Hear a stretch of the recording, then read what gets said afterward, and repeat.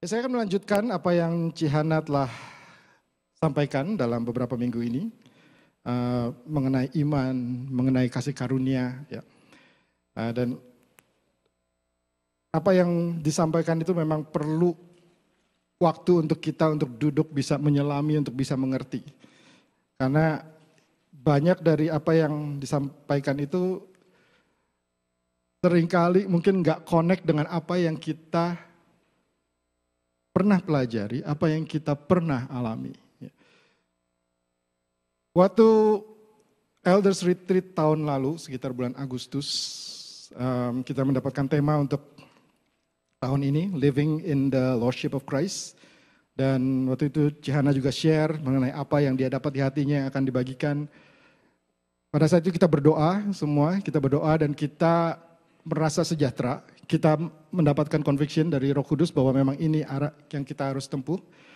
Tetapi secara pribadi terus terang saudara saya bingung. Karena apa yang Cihana ngomong itu buat saya itu it just so difficult to grasp gitu. Apa yang mengenai kasih karunia bahwa Tuhan sudah memberikan segala sesuatu itu telah terjadi dan kita tinggal menerima semua itu saya tuh belum nangkep. Terus saya bergumul, saya bilang, Tuhan oke, kalau elders yang lain mungkin khotbahnya sekali-kali di sini, tapi saya kan setiap minggu di sebelah sana. Gimana saya bagikan ini kalau saya sendiri bingung? Gimana caranya? Terus berbulan-bulan, sampai bulan Januari, saya bilang, Tuhan ini udah masuk temanya nih. Saya mesti ngomong apa? Masih bingung juga. Sampai akhirnya bulan Februari boleh dibilang baru itu semua klik. Dan saya tahu juga saya masih belajar dan kita akan belajar bersama-sama tentang apa ya sebenarnya yang Tuhan telah berikan. Karena kliknya itu sebenarnya Tuhan cuma bilang ini. Saya tanya sama Tuhan, Tuhan apa sih maksudnya? Apa sih maksudnya dengan kasih karunia yang telah diberikan kepada kita dan kita tinggal menjalani hidupnya itu? Tuhan ngomong cuma gini, coba lihat pengalaman kamu. Lihat momen di mana terjadi satu turning point di dalam hidup kamu. Apa yang kamu pikirkan, apa yang kamu rasakan, apa yang membuat kamu berputar. Di situ saya lihat benar juga.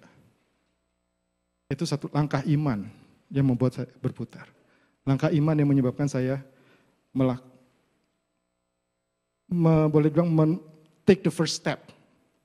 Ya, untuk berbalik, untuk bisa menerima apa yang Tuhan telah berikan kepada saya. Ada di sini yang suka nonton film superhero? Ada? Saya doang sendirian? Saudara tahu Spider-Man? Flash? Kalau dilihat dalam superhero itu, contohnya saya ambil mungkin Flash ya. Yang karena sekarang ada lagi TV-nya, TV seriesnya. Flash itu adalah orang yang biasa, Barry Allen namanya. Dia bekerja di kantor polisi, jadi kayak CSI-nya gitu. Satu hari lab-nya itu terjadi sesuatu, ada satu tegangan listrik yang cukup kuat, sampai dia kontak. Dia pingsan selama beberapa lama. Setelah pingsan dia bangun, seperti orang biasa, tapi ternyata dia punya satu superpower yang luar biasa. Dan dia gak sadar sampai dia jalan, tahu-tahu mendadak kok bisa cepat larinya. Ya. Di situ Tuhan ingatkan pada saya, kita semua saudara, kita itu adalah manusia biasa. Saya, Dani, manusia biasa. Pada saat kita menerima Yesus sebagai Tuhan dan Juru Selamat kita, itu momen kita itu kalau flash itu kena kesambar halilintar itu. Pada saat kita terima Yesus di alam roh, saudara Cihana khotbah mengenai alam roh kemarin itu. Pada saat itu, itulah ada satu halilintar yang kena kita. Boom. Tapi mudah untuk flash, untuk Barry Allen melihat itu karena apa? Itu ada di physical realm. Tetapi kalau kita, apa yang terjadi pada kita itu ada itu terjadinya di spiritual realm. Kita nggak ngerti, kita nggak bisa lihat. Tetapi yang terjadi adalah kita itu sudah menjadi mempunyai identitas yang baru sekarang. Tetap orang yang sama tetapi mempunyai kemampuan yang berbeda. Dan kemampuan itu pada saat kita bisa tap in kepada kemampuan itu dan memanifestasikan kemampuan itu di dalam kehidupan yang nyata, maka kita menjadi, kalau boleh saya bilang, superheroes of faith. Kalau kita lihat tokoh-tokoh di Alkitab, saudara, kita lihat begitu banyak heroes of faith. Kita bisa sebutkan namanya. Dan kita sering katakan, oh ya itu mereka, bukan kita. Saudara, kuasa yang ada di dalam mereka dengan kuasa yang dalam kita sama. Mereka bisa menjadi heroes of faith karena mereka berhasil untuk tap in power itu dan memanifestasikan power itu ke dalam kondisi yang nyata. Nah sekarang bagaimana kita bisa manifestasikan itu? Yang bermasalah saudara kalau sampai misalnya Barry Allen atau Peter Parker, Spider-Man, udah punya power itu, tapi nggak sadar. Dan dia tidak bisa melakukan apa yang sebenarnya dia dapat lakukan untuk kebaikan dunia ini. Dan itu juga kita. Kita sudah manusia yang baru, kita ini semua superheroes of faith.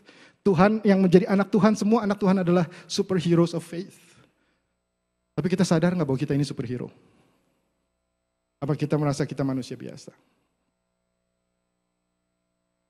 Ada 2 ayat Alkitab yang sering saya boleh bilang hampir tiap minggu saya display di English service. Mungkin di sini juga pernah kita baca bersama-sama. Mari kita buka bersama Efesus 1 ayat 3.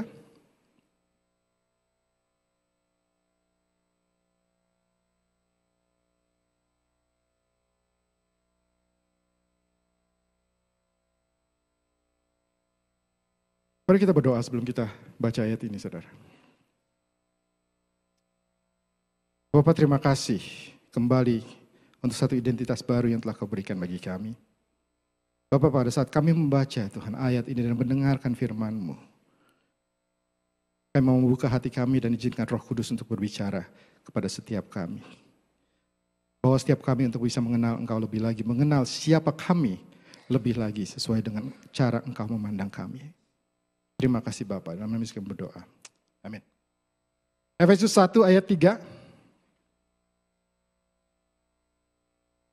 Oke, kita bisa baca bersama-sama. 1, 2, 3. Sila.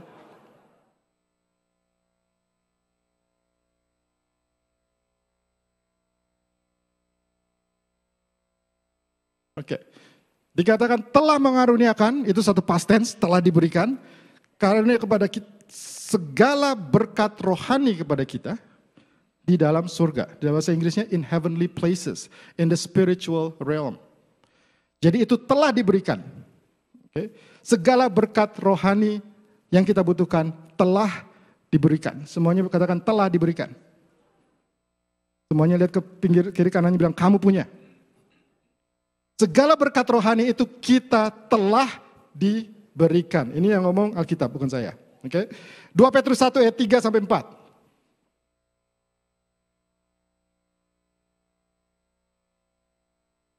Dua Petrus 1 ayat 3 sampai 4.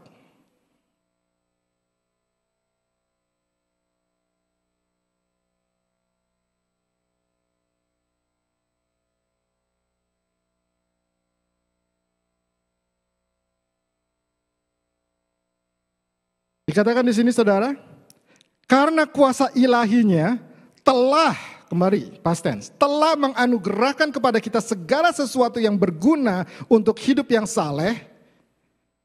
Segala sesuatu yang berguna untuk hidup yang saleh. Di dalam bahasa Inggris dikatakan all things pertaining to life and godliness. Segala sesuatu yang kita butuhkan untuk kehidupan dan untuk bisa mengalami godliness. Itu telah dianugerahkan kepada kita.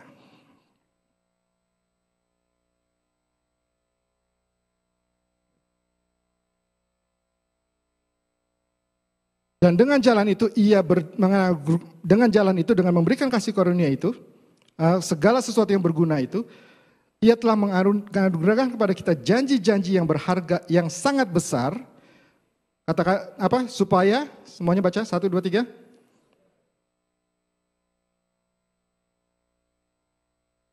Supaya olehnya kamu boleh mengambil bagian dalam kodrat ilahi.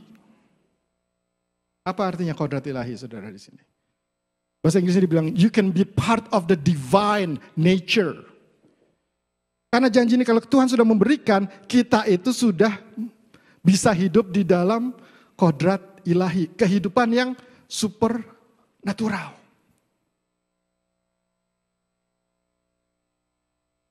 Yana bicara mengenai physical realm sama spiritual realm. Sering kita lihat spiritual realm itu surga di atas. Physical realm di sini. Tapi kemarin Kichana juga beri kesaksian kan. Yang mengenai anak yang berjalan di park itu, kita melihat bahwa spiritual realm and physical realm itu ada di sini semua. Kita ini saat ini ada di dalam physical realm, but at the same time kita juga ada di dalam spiritual realm.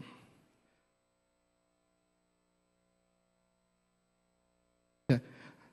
Kalau kita, ayat ini juga mengatakan, kalau kita ada di dalam kodrat ilahi, kita luput dari hawa nafsu duniawi yang membinasakan kita. Jadi kita bisa elevate. Ya, apa sih bahasa Indonesia elevate? Kita bisa menangkat diri kita. Menempatkan diri kita di tempat yang lebih tinggi daripada hanya sekedar physical realm. Saat kita ada Roh Kudus, dalam kita Roh Kudus memampukan kita untuk bisa melihat sesuatu dari spiritual realm. Yang jauh lebih luar biasa daripada sekedar physical realm. Ya. Ibrani 11 ayat 1 sampai 3.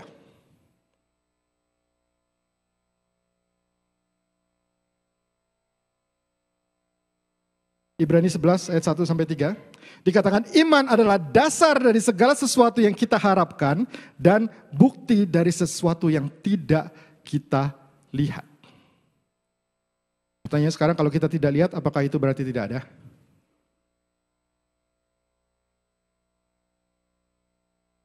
Kalau kita tidak lihat, artinya tidak ada, benar apa enggak? Siapa yang bilang benar? Siapa yang bilang enggak? Semuanya takut jawab. Saudara, kita tahu, kita nggak pernah lihat udara. Tapi kok saudara mau sih? Karena kita tahu bahwa udara itu ada, walaupun kita nggak lihat, makanya kita inhale. Tuhan, siapa di sini percaya Tuhan? Kita lihat Tuhan? Kita tahu Tuhan ada? Ada. Kalau enggak, saudara nggak akan di sini. Ya. Jadi iman adalah sesuatu yang tidak kita lihat, tetapi belum tentu itu tidak ada. Sesuatu yang ada, tetapi kita tidak lihat. Kembali lagi kalau kita rephrase. Ya. Jadi sama seperti semua berkat ilahi itu sudah kita terima, itu ada, tetapi kita tidak lihat. Ya. Ayat 2, sebab oleh imanlah telah diberikan kesaksian kepada nenek moyang kita. Ya, apa yang dimaksud di sini adalah bagaimana yang kita sebut tadi superheroes of faith itu mendapat satu tempat yang khusus oleh Tuhan. Tuhan menghargai mereka karena mereka bisa melihat hal ini. Sesuatu yang tidak dilihat tetapi ada dan mereka bisa melihat itu. Bisa menerima itu. Karena iman kita mengerti bahwa alam semesta telah dijadikan oleh firman Allah, sehingga apa yang kita lihat telah terjadi dari apa yang tidak dapat kita lihat. Di sini dikatakan kembali, apa yang terjadi di spiritual realm, kalau kita bisa tap into that, itu akan terjadi di dalam physical realm. Apa yang terjadi di physical, itu sebenarnya telah terjadi di spiritual. Kalau kita dengar radio, saudara, ada di sini yang suka dengar radio. Semua pernah dengar radio, ya. Signal radio itu saat ini di tempat ini, saudara, itu ada 92.5 ada di sini, 99.9 ada di sini, 99.5 ada di sini, di tempat ini nih sekarang, di tempat kita berbakti sekarang itu ada semua.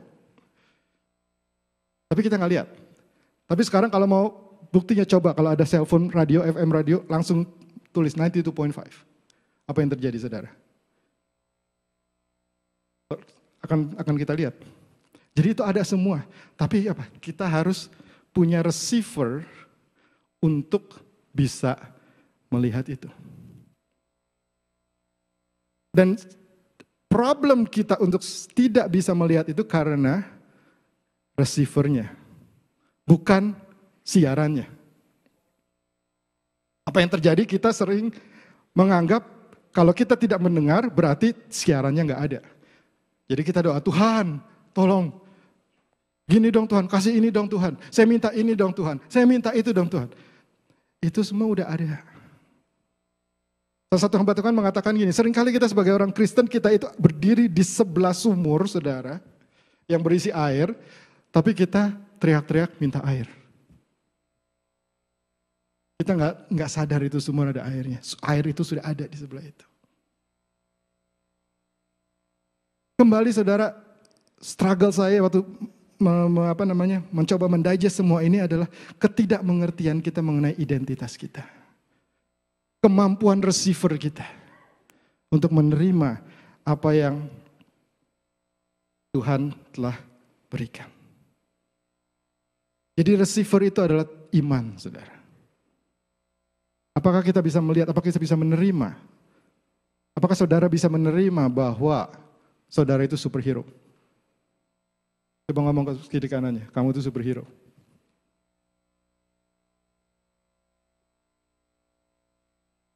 Apa kita masih berpikir, kita tuh orang biasa. Padahal bisa terbang, tapi orang biasa.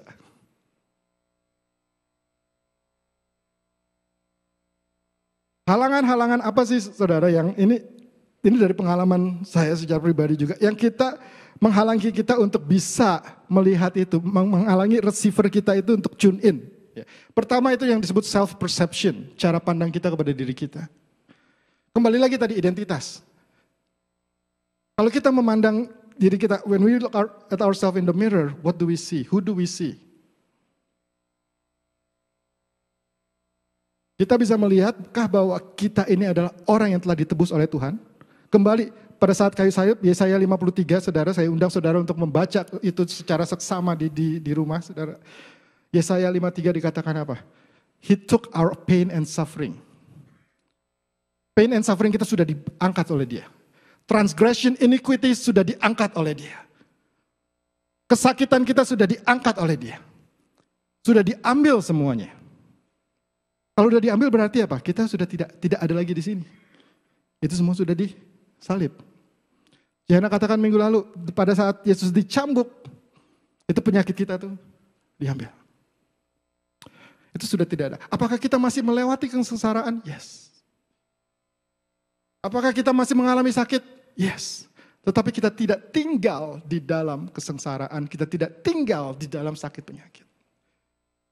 Dan kita bisa menjalani hidup kita dengan katakan bahwa saya telah disembuhkan. Oleh karena itu saya bisa menjalani kehidupan di dalam kesembuhan. Ya saya harus minum obat, ya saya harus cek ke dokter, ya saya harus jaga badan. Tetapi itu bukan untuk quote unquote kesembuhan saya. Tetapi saya sudah menerima kesembuhan dan itu sudah saya perlu lakukan untuk memanifestasikan kesembuhan yang sudah saya terima. Saya katakan di English Bridge kepada setiap mungkin anak-anak muda yang lagi meniti karir. Kalian sekolah, kalian mencari karir yang baik, bukan untuk mencari kesuksesan. Tetapi kalian sudah menerima kesuksesan dari Tuhan, dan kalian sekolah mendapatkan grade yang bagus. Itu semua penting, itu semua perlu. Membangun karir saudara, untuk bisa memanifestasikan kesuksesan itu. Jadi paradigma kita bukan, saya mesti kerja supaya kalian sukses. Kalau nggak sukses gimana ya? Aduh, mateng deh. Kalau sampai saya ambil ini gagal gimana ya? Aduh. Di switch. Saudara. Self-perception. Ya. Ada satu cerita di Bilangan 11, saudara, ayat 1-3. Itu pada saat Musa menyuruh orang-orang untuk mengintai tanah Kanaan. Dikatakan di ayat 1-2 dikatakan gini. Tuhan berfirman kepada Musa, suruhlah beberapa orang mengintai tanah Kanaan yang akan kuberikan kepada orang Israel. Yang ngomong siapa sini? Tuhan, saudara. Tuhan bilang apa? Tanah Kanaan yang akan kuberikan kepada orang Israel. Kalau Tuhan bilang, Tim, saya akan berikan ini kepada kamu. How is your response? Masa iya sih? Diterima. Berarti Tuhan akan berikan, betul? Nah, dikirimkah 12 pengintai? 12 pengintai, terus kembali, saudara. Apa laporan mereka? Dikatakan ayat 32, juga mereka menyampaikan kepada orang Israel kabar busuk tentang negeri yang diintai mereka dengan berkata, negeri yang telah kami lalui untuk diintai adalah satu negeri yang memakan penduduknya.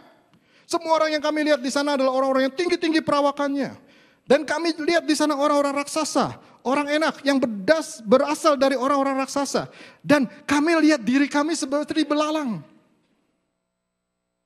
Dan demikian juga mereka terhadap kami.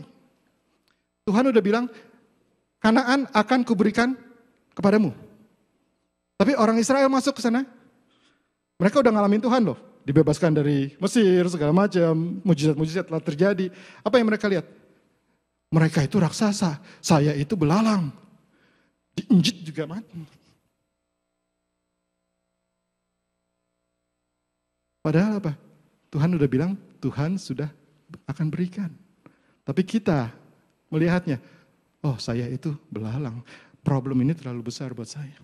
Gak mungkin saya bisa hadapi. Self-perception itu bisa kepada diri kita, saudara, bisa kepada fakta yang ada. Iya Tuhan udah bilang begini, tapi faktanya begini. Data yang saya dapat tuh begini. Kayaknya kalau datanya begini gak mungkin deh. Yang minggu lalu dikatakan, Tuhan memberikan kita yang di spiritual realm, tapi kita analisanya pakai physical realm. Gak nyambung. Kita perlu berangkat naik kepada kepada spiritual realm. Untuk kita bisa sampai ke sana, saudara.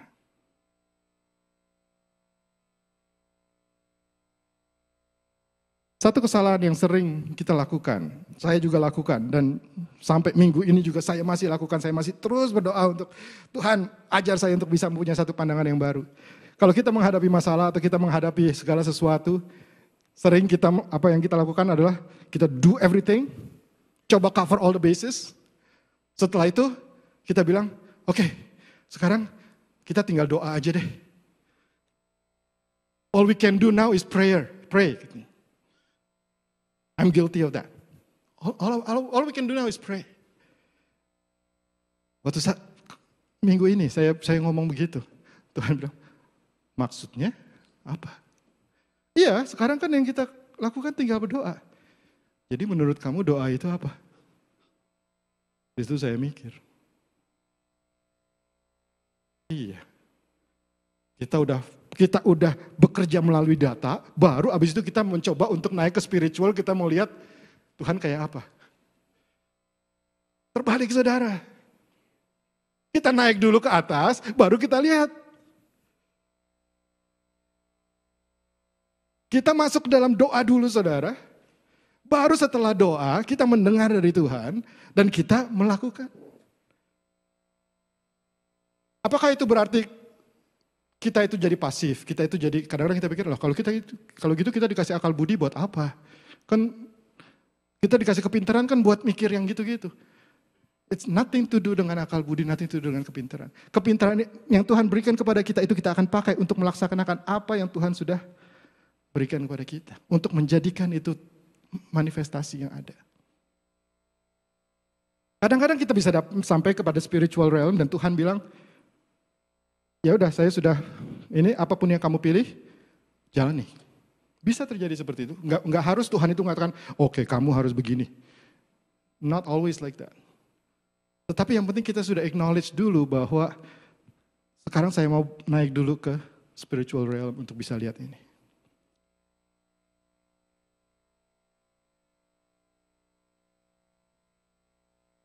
Dan pada saat kita memiliki satu persepsi yang benar akan diri kita, akan kenyataan yang ada, dan kita tidak terpaku kepada situ, kita bisa melihat apa yang Tuhan lihat.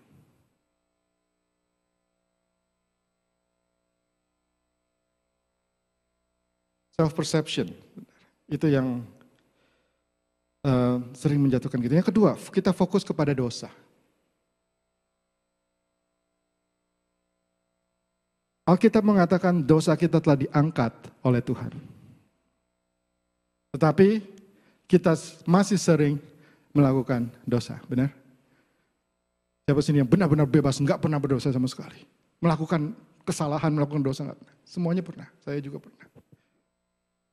Tapi apa yang terjadi yang sering menghalangi kita untuk naik ke dalam spiritual realm itu, saudara, adalah kita fokus kepada dosa itu. Karena apa yang iblis lakukan, begitu kita berdosa, dia itu langsung dapat peluang. Begitu dia dapat peluang, dia langsung rewind. Dia langsung kasih pikiran kita, tuh kan, kamu gitu kan, nah kamu dosa kan. Kalau kamu dosa, Tuhan gak bakal senang deh sama kamu. Dan biasanya apa yang terjadi, saudara? Gak tahu mungkin saudara enggak, kalau saya, begitu dosa, itu mau doa tuh berat banget. Sepertinya kok kayaknya Tuhan tuh ninggalin saya ya. Aduh, saya kayaknya gak layak ya sama Tuhan ya. Justru pada saat kita berdosa, kita datang. Tapi apa yang iblis lakukan kepada kita, saudara? Begitu saat kita berdosa, kita dijauhkan. Karena pada saat kita dijauhkan dari Tuhan, saudara, kita lebih jadi sasaran empuk lagi sama iblis. Makin empuk kita. Makanya kenapa iblis memberikan tuduhan-tuduhan. Tuh kan, kamu dosa lagi. Kamu meminta ampun, besok juga kamu gitu lagi. Kita fokus kepada itu, akhirnya apa? Kita mulai ngelihat kenyataan. Iya, saya orang berdosa. Gimana saya bisa hidup jadi anak Allah kalau saya begini terus hidupnya? Aduh. Pada saat Roh Kudus memberikan kita conviction, mengatakan bahwa, kamu perlu bertobat. Itu kita bukan melihat dari sudut pandang ini, tapi kita menerima tipu muslihat dari iblis. Tuh kan, Tuhan gak jawab doa kamu kan? Tuh kan, begini.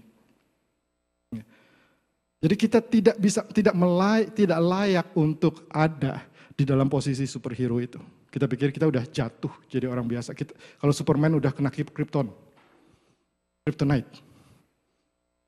Padahal tinggal kita ambil, buang, maju lagi. Yang ketiga, itu ada yang disebut bahasa Inggrisnya, agak susah, saya juga baru dapat katanya ini, Siolism. Ya, itu superficial knowledge. Itu ketidaktahuan atau ketidakpedulian kita. Kita membaca firman, kita tahu tentang firman, kita hafal tentang firman, tapi kita tidak mempelajari dan mengerti maksudnya itu apa.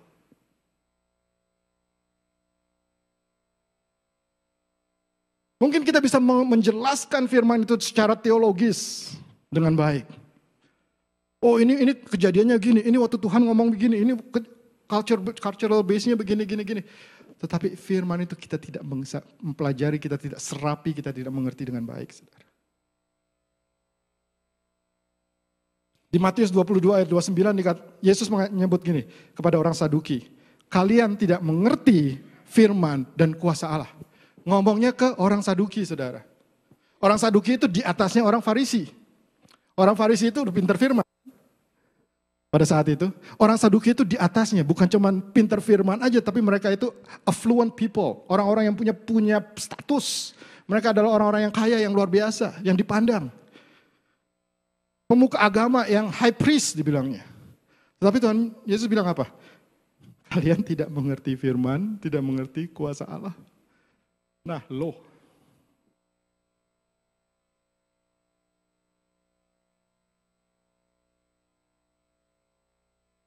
Orang Saduki berpikir, saudara, kalau dia hanya mengerti firman, dia sudah tahu mengenai firman, hafal mengenai firman, itu berarti mereka sudah luar biasa, sudah jadi superhero.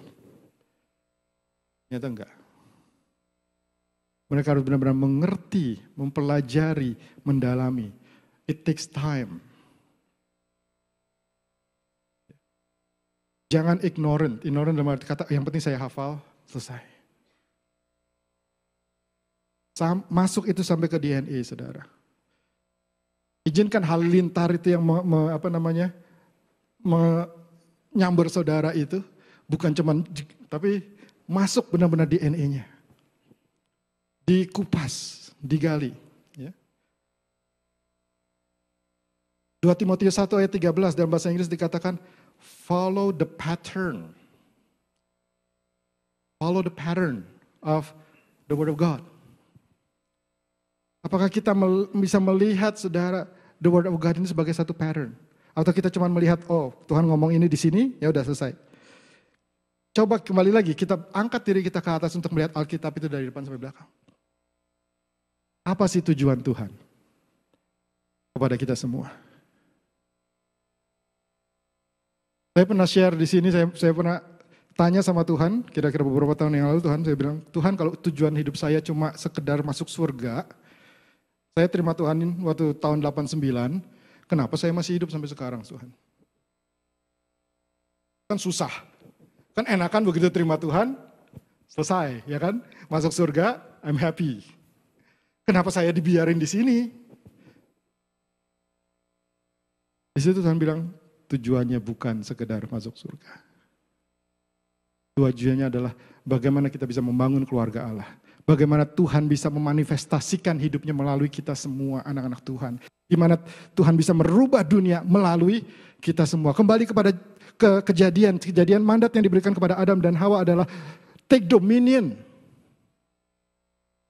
Dan Tuhan rindu untuk melihat anak-anak Tuhan untuk bisa take dominion over sickness. Take dominion dari segala kesengsaraan, dari segala pain bisa menjadi jawaban. Tapi yang kita sering lakukan adalah, Tuhan kau menjadi jawaban. Saya cuma duduk ini untuk lihat. No, Tuhan sudah pakai kita untuk menjadi jawaban. Lakukan. Orang-orang Saduki tidak mengerti firman, tidak mengerti kuasa Allah. Apa yang mereka lakukan, saudara? Mereka tidak lagi percaya bahwa akan ada kebangkitan dari orang mati. Orang Saduki tidak percaya akan hal-hal yang supernatural.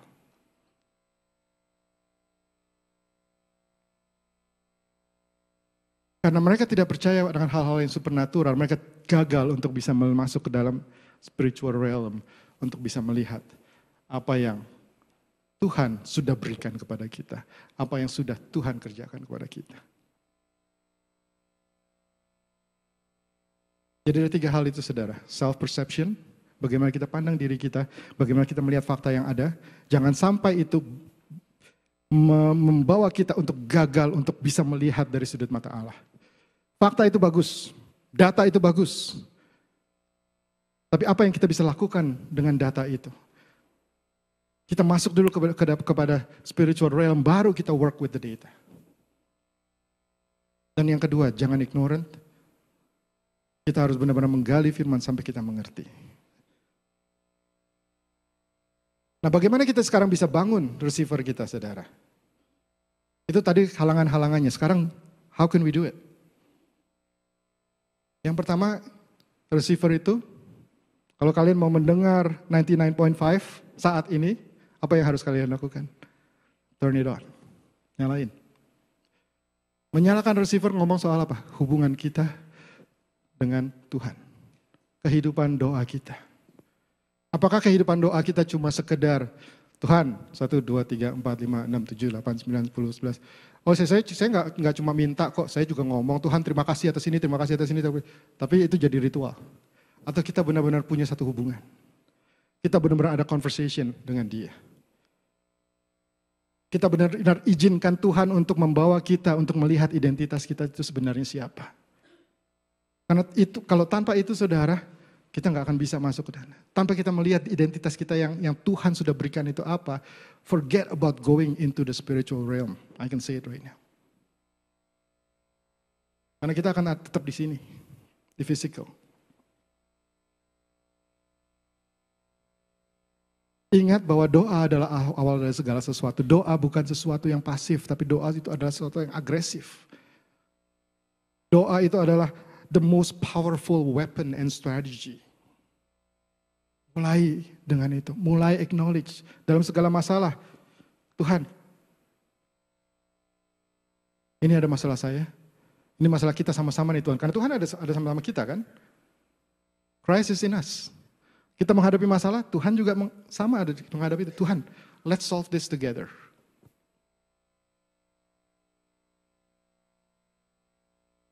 Yang kedua, saudara, yang pertama, hubungan kita dengan dia gimana? Apakah kita mengizinkan dia untuk kasih tahu kita, identitas kita itu siapa? Yang kedua, kita harus tahu channel apa aja yang available. Gimana kita bisa melihat, saudara, apa yang available buat kita di dalam firman Allah. Kita baca firman. Kita tidak bisa mengklaim janji-janji Tuhan kalau kita tidak tahu janjinya apa. Benar? Kita nggak tahu Tuhan ngomong apa, ya mana bisa kita klaim. Kita harus tahu, makanya kita harus masuk dulu ke dalam firman, kita baca firman, dan kembali bacanya bukan cuma sekedar baca, tapi benar-benar diserapi. Yang tadi, segala berkat rohani telah diberikan kepada kita. Renungkan kata-kata, segala berkat rohani telah diberikan kepada kita. Maksudnya apa Tuhan? Berkat rohani apa? Mungkin ini bisa jadi PR saudara. Untuk saudara minggu ini. Coba tanya Tuhan, Tuhan kasih tahu satu aja atau dua berkat rohani yang Tuhan sudah berikan pada saya yang saya nggak sadar. Minggu ini Tuhan kasih tahu Tuhan. Supaya saya bisa mulai terima dan mulai hidup di dalamnya. Kita tahu firman supaya kita bisa hidup di dalam janji Tuhan. Bukan sekedar mengucap janji Tuhan. Seringkali kita pegang janji Tuhan, contohnya kita lagi sakit, kita bilang, by His stripes I'm healed. Dengan bilurnya aku telah disembuhkan, dengan bilurnya aku telah disembuhkan, dengan bilurnya aku telah disembuhkan. Tapi kita enggak dapetin itu. Kita enggak percaya itu, kita cuma sekedar jadi kayak mantra. Serapi saudara, serapi firman itu, percaya firman itu, habis itu melangkah. Yang pertama tadi, bangun hubungannya, turn on receiver saudara. Yang kedua, know the channel, tahu apa yang available dari firman Tuhan. Yang ketiga saudara, clear distortion yang ada, bersihkan distorsi segala. Kalau dulu orang yang nge-break bilangnya apa, splatteran. Yang ada, yang bisa menghalangi itu. Kekotoran yang ada. Yakobus 5 ayat 16 dikatakan ini, karena itu hendaklah kamu saling mengaku dosamu dan saling mendoakan supaya kamu sembuh. Doa orang yang benar bila dengan yakin didoakan sangat besar kuasanya. Dikatakan apa ini? Saling mengaku dosamu dengan satu dengan yang lain dan didoakan supaya kamu apa? Sembuh. Bukannya supaya kamu diselamatkan. Kenapa? Karena kita sudah diselamatkan. Tetapi kita masih hidup di dalam tubuh yang sama, yang masih punya pengaruh-pengaruh dosa, pengaruh masa lalu. Dan seringkali saudara, apa yang Tuhan katakan kepada kita, itu kita interpretasikan berdasarkan trauma yang ada, berdasarkan pengalaman hidup kita. Dan habis itu kita ambil kesimpulan, artinya itu mestinya begini. Tapi apa yang terjadi saudara, seringkali kita menginterpretasikannya itu dengan pengalaman hidup kita yang enggak bagus, yang bukan bersama Tuhan.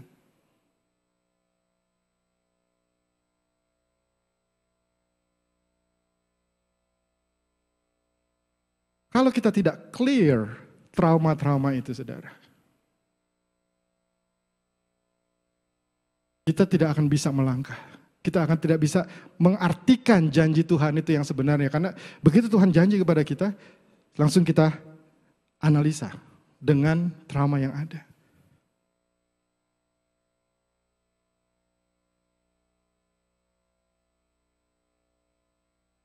Kalau saudara ada masalah misalnya dengan anak saudara. Tapi Tuhan katakan di sini apa? Anak saudara adalah anak Tuhan. Dia adalah anak yang luar biasa.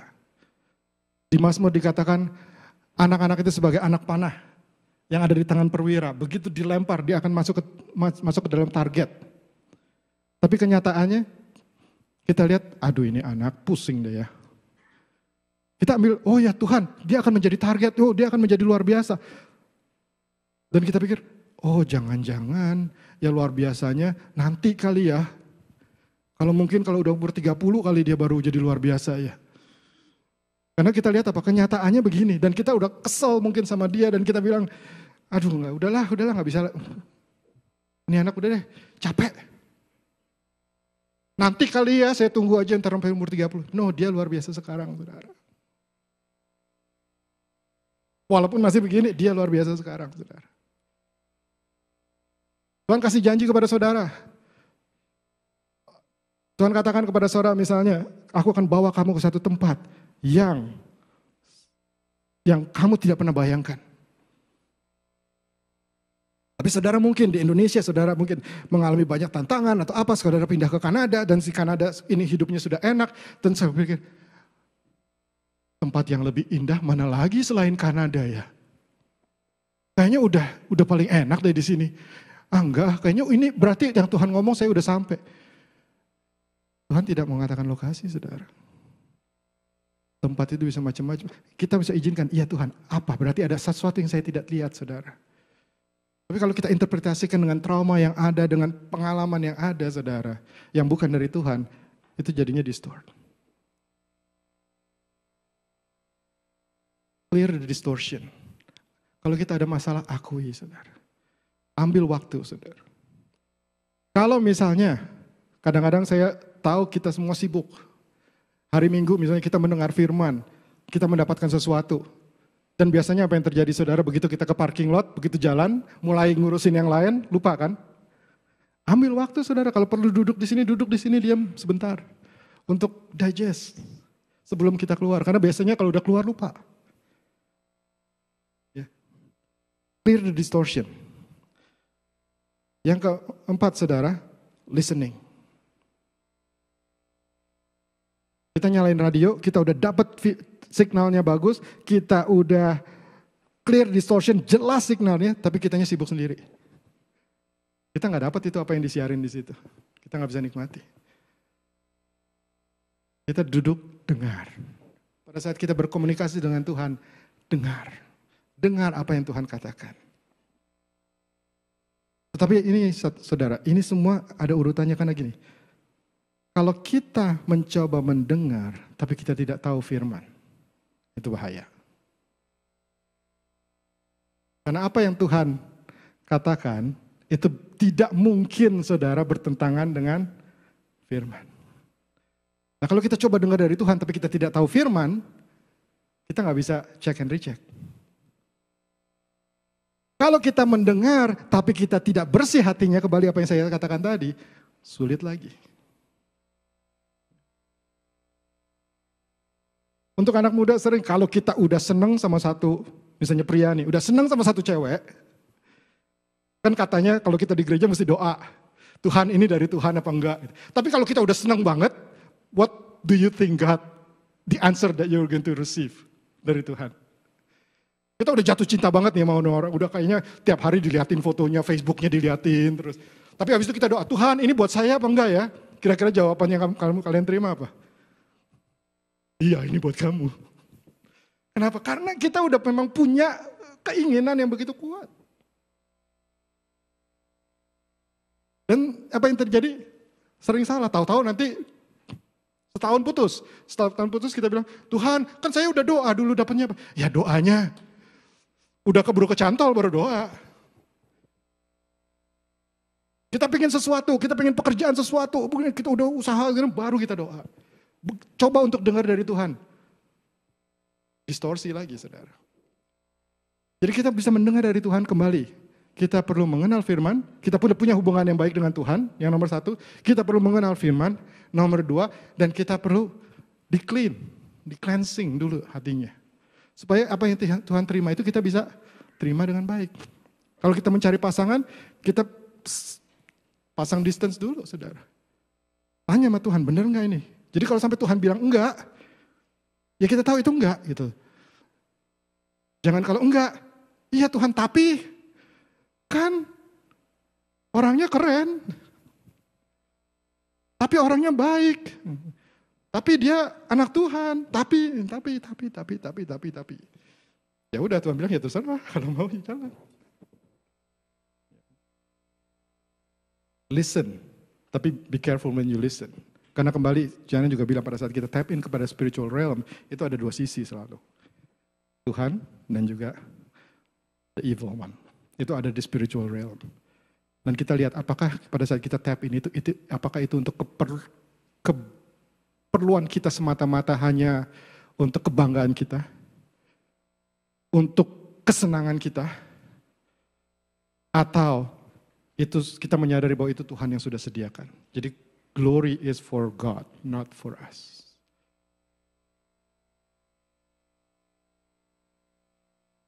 Waktu saya mempersiapkan ini, saya sempat ngobrol sama Cihana minta Ita untuk ngasih sedikit kesaksian mengenai apa yang mungkin kita juga alami pada saat kita mempelajari ini sebenarnya. Waktu itu kita tidak sadar, tapi begitu kita lihat apa yang Tuhan lagi buka itu memang terjadinya seperti itu. Mungkin undang Ita untuk naik.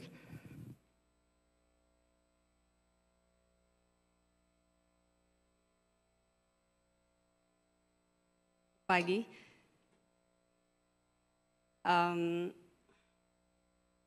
Pertama kali saya ngomong di depan banyak orang. Tapi saya yakin kalau Roh Kudus yang mampukan saya untuk bisa berdiri di sini. Benar-benar kasih anugerah, sorry kalau saya agak shaking, agak gemeter, nggak biasa soalnya. Tapi saya yakin saya mau bagikan apa yang saya alami, apa yang Tuhan izinkan terjadi dalam kehidupan saya di tahun lalu waktu saya sakit. Dan saya bersyukur kalau saya bisa berdiri di sini itu semua cuma karena kasih anugerah Tuhan. Gak ada yang lain. Banyak yang tahu kejadian saya sakit. Saya nggak mau ceritain sakitnya saya dari awal sampai akhir detail. Tapi banyak yang tahu ada beberapa yang ngunjungin saya di rumah sakit. Ada Cihana juga yang sampai sempat nginep untuk bantuin saya. So kalau dilihat itu semua seperti nggak mungkin kalau saya bisa kembali normal seperti sekarang ini. It's only by His grace.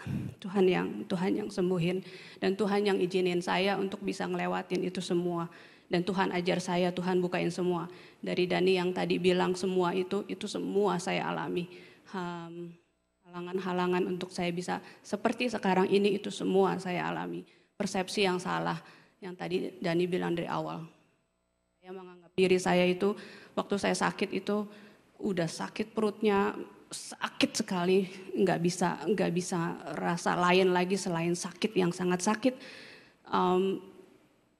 Di situ saya lihat dan saya berpikir saya itu nggak mampu, saya nggak bisa apa-apa, saya nggak punya power, saya kok begini, saya begitu, saya ragu, saya questioning Tuhan, saya tanya ini, saya tanya itu, saya bingung, semua saya ungkapin, tapi dengan persepsi yang salah. Ternyata di saat yang sangat sakit seperti gitu, saya cuman panik karena nggak tahu kenapa, nggak tahu ada penyebab apa, tapi sampai sakit kayak gitu, bolak-balik ke IR sampai 3 kali dengan berbeda-beda diagnosa. It's sama sekali nggak masuk ke pikiran saya. Terus saya juga mikir yang kedua tadi Dani bilang juga kenyataan hidup. Ya itu benar karena pada saat saya panik saya ngelihat saya itu belalang. Penyakit saya itu yang raksasa. Nggak bisa saya nggak bisa cover, saya nggak bisa ngerti kalau Tuhan tuh udah kasih grace, Tuhan tuh udah mati di kayu salib untuk sembuhin salah satunya untuk angkat penyakit kita. Itu tuh saya nggak ngerti. Tahu dari dulu sampai sekarang tuh sampai waktu itu tahu tapi nggak ngerti. Jadi semuanya tuh kayaknya blank. Plus kenyataannya yang bukan membaik tapi membaik sedikit buruk lagi, membaik lagi memburuk lagi, balik ke IR lagi, mendingan lagi, and then semakin parah. Terus perut saya mulai besar di situ, mulai membesar karena ternyata bakterinya udah nyebar kemana-mana dan saya nggak bisa fight karena banyak elemen yang kurang dalam tubuh saya termasuk darah, protein segala macam albumin, itu darah putihnya nggak normal. Jadi berita-berita yang dokter kasih itu buat saya tuh terlalu menghantam di saat yang sangat cepat. Nah, dan saat yang bersamaan pula itu saya mengizinkan iblis masuk ke pikiran saya. Well, mungkin ada yang pernah sakit juga. Pada saat yang sama itu saya mulai berpikir, nggak bisa nih Tuhan, kayaknya aduh udah deh, nggak tahu deh mesti bagaimana. Saya coba berdoa, saya coba connect, nggak bisa. Saya coba worship, saya coba nyanyi, nggak bisa juga. Terus yang ada adalah gambar-gambar kuburan, gambar-gambar kematian, gambar-gambar patah arang, semua seperti yang tidak mengencourage saya. Benar-benar menguasai pikiran saya pada saat itu cuman kejelekan dan tipu muslihat iblis itu begitu kencengnya. Saat saya klaim firman Tuhan, tapi yang kenyataannya adalah memburuk, saya balik lagi. Pikiran saya udah mulai ke kanan, mau fokus sama Tuhan, tapi kenyataannya perutnya makin membesar, makin sakit, makin dokter nggak tahu, lihat aja terus berhari-hari, saya balik lagi. Yang namanya saya ngalamin hal jatuh bangun itu saya alami waktu itu. Dan terus di saat yang sama iblis terus muter-muterin pikiran saya. Tapi saya juga tahu ada firman Tuhan, saya tahu ada janji Tuhan, lalu saya klaim. Gak work saudara. Hatinya juga nggak bersih, hatinya juga nggak pas. Cuma bisa klaim, tahu Roma 8:28 Tuhan turut bekerja dalam segala hal untuk kebaikan, tahu tapi nggak ngerti. Filipi 4 ayat 13 tahu I can do all things through Christ who strengthen me, tapi nggak ngerti. Itu struggle-nya, itu halangannya. Sometimes mungkin kita juga pernah ngalamin. Saya cuma mau bagi kalau itu semua kita pernah ngalamin, cuma Tuhan izinin itu terjadi sama saya. Karena dia mau memurnikan saya, karena dia mau bilang ke saya kalau Tuhan udah kasih grace, udah diberikan semua, ayo grab it. Nah pada saat Cipeni datang, pada saat didoain Cihana, itu malamnya saya confess, saya conflict like saya terus klaim kalau saya Tuhan mau putuskan hari ini untuk fokus sama Tuhan 100%. Pikiran saya semuanya dalam nama Yesus buat Tuhan. Pada saat itu saya confess, saya klaim, saya nggak mau lagi iblis kau pergi apa semuanya itu udah saya confess, saya doa sama Dani, kita worship, kita bahasa roh, kita bersatu, kita doa.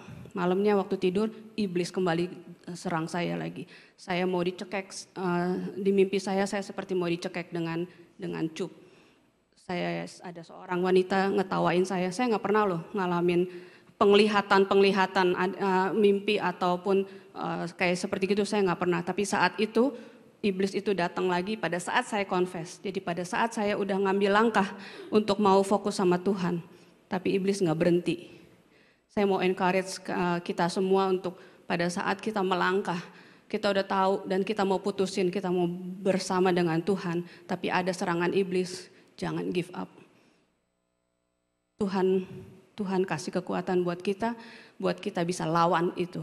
Dan dia tekan pundak saya pada saat saya berbaring. Dia tekan pundak saya yang sebelah kiri sampai saya nggak bisa angkat pundak saya begini di tempat tidur jam 12 malam. Dani lagi tidur di sofa. Sampai saya nggak bisa angkat ini pundak saya. Itu terjadi pada saat saya bilang, Tuhan, saya mau ikut Tuhan. Saya mau pilih Tuhan. Saya mau fokus sama Tuhan.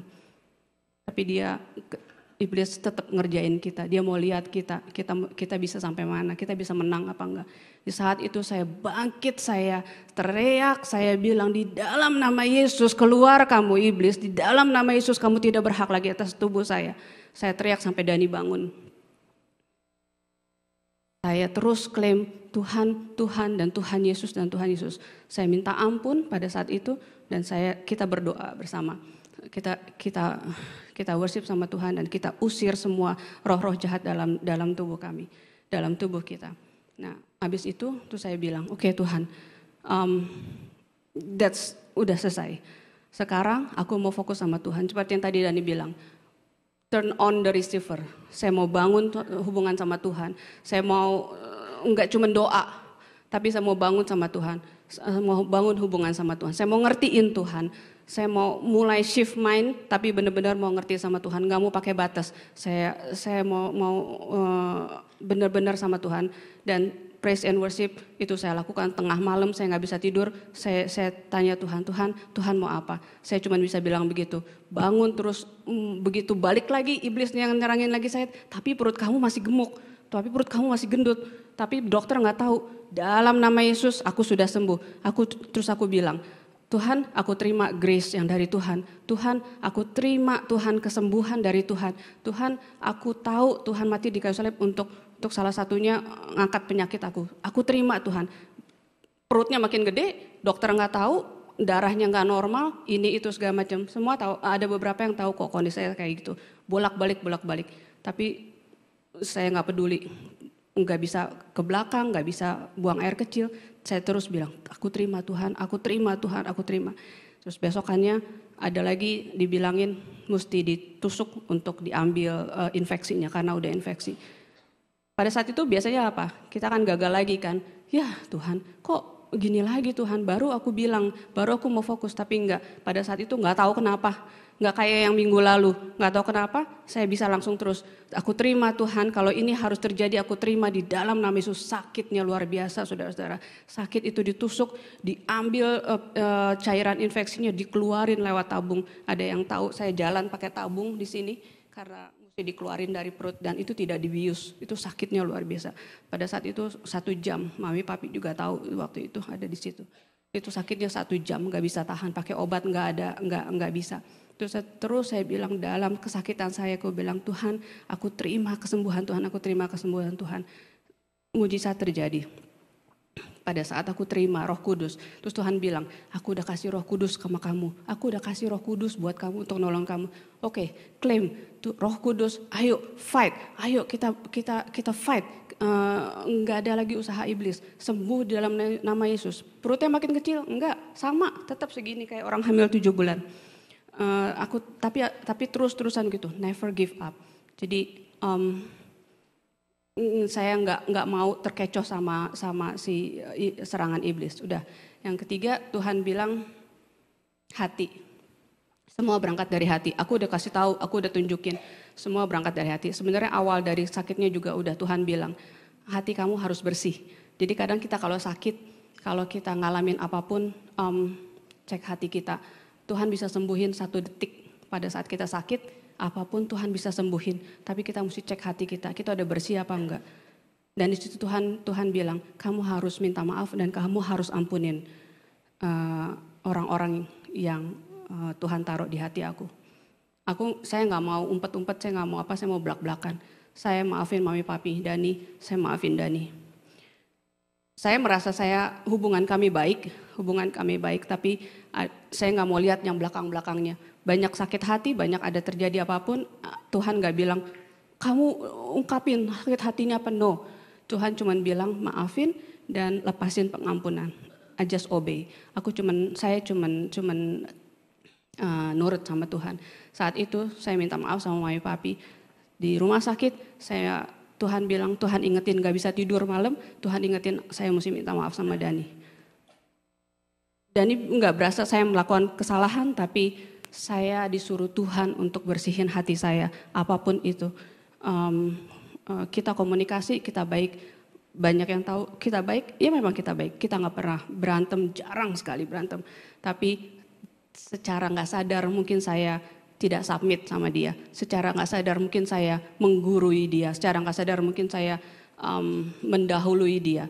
Kebijaksanaan yang dia udah ambil mungkin saya suka nggak jalanin. Tapi saya semua bongkar dan saya minta maaf sama dia. Tuhan restorasi di situ. Semua terjadi pemulihan. Jadi satu-satu step itu Tuhan bukain semua buat saya. Habis itu Tuhan bilang, oke, listen to me. Yang tadi Dani bilang yang terakhir, listen to me, yes. Kadang kita ngomong terus sama Tuhan, tapi ternyata enggak. Tuhan mau kita juga diam di dalam Dia. Filipi 4 ayat 13 ayat favorit saya. Dulu saya ngertinya cuman I can do all things through Christ who strengthen me. Bisa melakukan segala perkara karena Tuhan kasih kekuatan. Itu doang ngertinya. Tapi ternyata kalau saudara bisa lihat dari ayat 1 sampai 20. Ayat Filipi 4 itu 1-20 ternyata nggak cuma soal bicara mengenai kamu bisa karena aku kasih. No, ternyata di balik itu semua Tuhan bicara, Tuhan bukain. Pada saat aku diam, Tuhan bukain.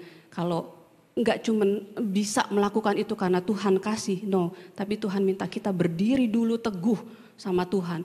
Jadi ada step-stepnya. Tuhan minta kita berdiri teguh supaya apa? Supaya sehati, sepikiran. Kalau kita nggak sehati, sepikiran sama Tuhan, kitanya nggak nyambung sama Tuhan. Tuhan udah kasih tapi kita aja nggak nyambung. Habis itu Tuhan kasih janji-janjinya, nggak kekurangan, semua kekayaan dikasih, damai sejahtera dikasih. Jadi pada saat kita baca firman Tuhan, pada saat kita klaim firman Tuhan, kita ajak Roh Kudus. Kita punya Roh Kudus. Mungkin kita agak reluctant, agak kagok untuk bilang Roh Kudus, tapi that's what happening with me. Itu yang saya alami kalau memang Roh Kudus ada di kita. Roh Kudus, ayo. Kalau waktu baca Alkitab, kita izinin Roh Kudus itu buka hati kita supaya kita nggak cuma ngerti satu ayat itu, tapi the whole things. So just wanna encourage, saya cuma mau bagiin apa yang saya alami itu juga bukan kehebatan saya untuk bisa cover itu semua, no. Cuman Tuhan yang bisa, Tuhan yang hebat. Tuhan, bukan aku yang hebat, tapi Tuhan yang hebat.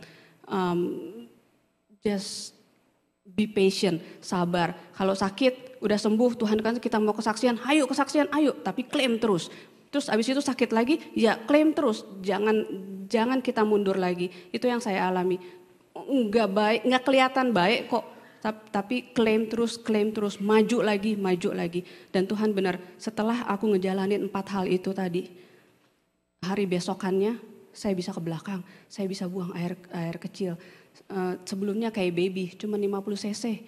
Habis itu ginjalnya nggak berfungsi. Pokoknya this is only by God's grace. Aku bisa di sini sekarang, itu semua karena kasih anugerah Tuhan.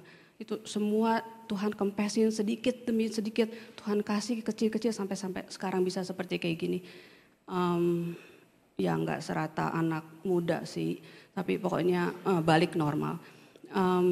Cuman mau encourage, ayo Tuhan udah kasih ke kita semua berkat rohani.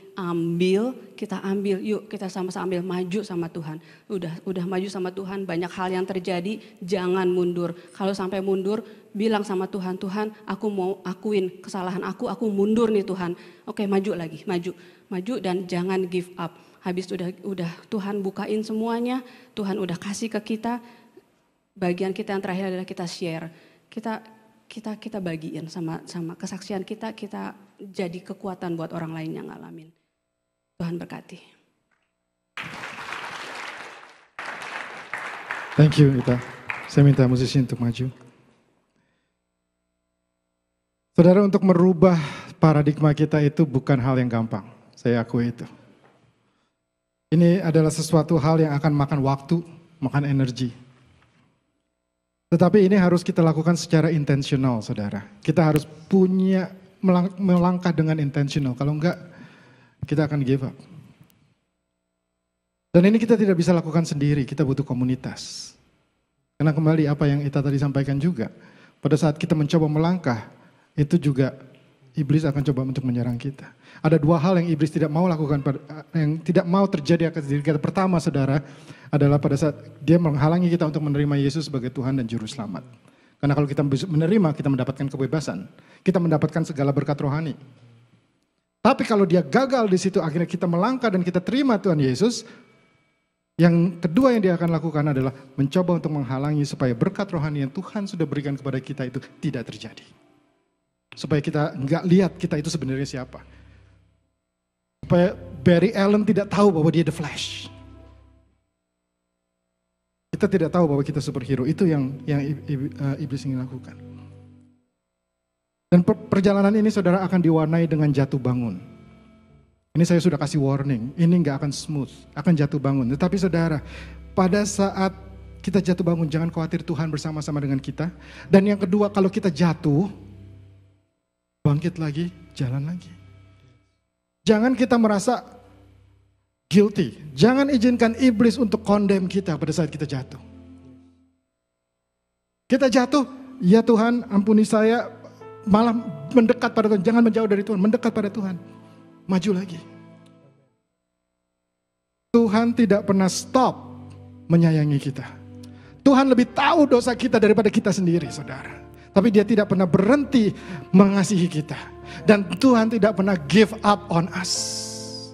So don't give up on yourself. Don't give up on yourself. Let us stand.